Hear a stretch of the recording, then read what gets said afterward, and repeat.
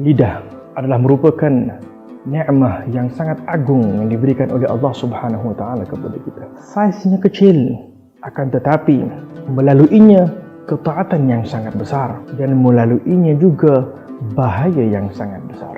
Melaluinya kita dapat menghasilkan kedudukan yang tinggi di sisi Allah Subhanahu Wa Taala, dan melaluinya juga kita tidak dipandang oleh Allah Subhanahu Wa Taala, jatuh daripada pandangan Allah Subhanahu Wa Taala. Walhiyadzubillah. Wahai orang yang beriman kepada Allah Subhanahu Wa Taala, para salafun salihin berkata, Allah Subhanahu Wa Taala menjadikan dua pintu, baban. Sebelum kita dapat berkata sesuatu, kita perlu membuka dua pintu ini, iaitu bibir kita dan juga gigi kita, agar tidak kita berkata sesuatu kecuali kita merenung. Adakah layak untuk kita berkata sesuatu setelah membuka kedua pintu ini, mencari keridaan Allah ataupun tidak mencari keridaan Allah Subhanahu Wa Taala? Dengan itu, Nabi SAW bersabda di dalam hadis yang diriwayatkan oleh Imam At-Tabarani, "Inna akthar khataya ibn Adam fi lisanih." Paling banyak kesalahan anak Adam itu berpunca daripada lidahnya.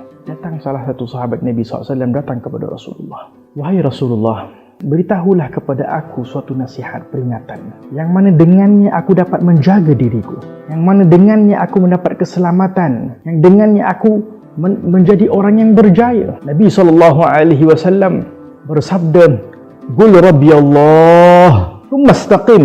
Katalah Tuhanmu adalah Allah dan istiqamahlah. Perkara yang pertama, kata Rasulullah SAW, adalah isyarat kepada kepentingan percaya, yakin, iman kepada Allah Subhanahu Wa Taala. Perkara yang kedua yang dapat mencapaikan kita kedudukan yang tinggi di sisi Allah Subhanahu Wa Taala, al-istiqamah. Berusaha setiap amalan yang saleh yang kita lakukan, perkara yang baik kita lakukan, kita usaha untuk istiqamah di dalamnya.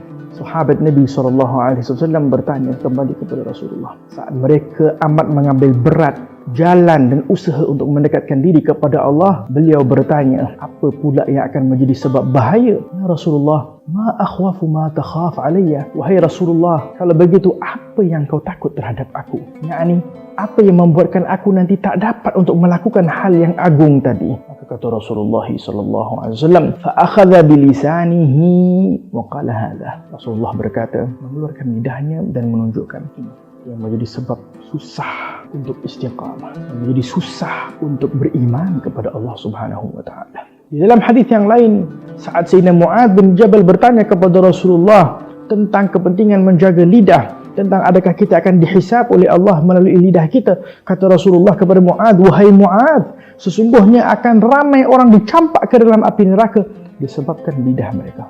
Maka dengan itu, wahai orang yang beriman, lidah kita adalah merupakan amanah yang sangat besar diberikan Allah Subhanahu Wa Taala kepada kita.